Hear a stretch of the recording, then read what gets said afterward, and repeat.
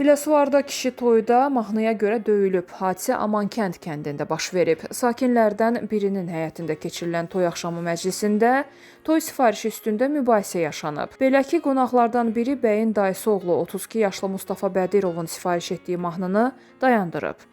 Bu zaman onların hər ikisi sərxoş olublar. Onun hərəkəti Mustafanın xoşuna gəlməyib. Nəticədə Mustafa əsəbləşib və onlar arasında sözlü mübahisə başlayıb. Mahnını dayandıran şəxs isə bəyin qonşusu imiş. O, məclisdən çıxıb evinə gedərkən Mustafa Bədirov ona yaxınlaşaraq sifətinə yumruq zərbələri vurub. Lakin o, sərxoş olduğundan vurduğu zərbələrin sayını xatırlamır.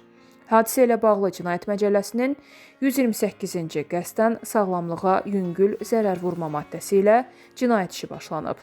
Mustafa Bədirov ifadəsində əməlindən peşman olduğunu və zərər çəkənlə barışdığını bildirərək işə xitam verilməsini istəyib. Biləsuvar rayon məhkəməsinin qərarı ilə cinayət işinə xitam verilib və təqsirləndirilən şəxs məsuliyyətdən azad olunub.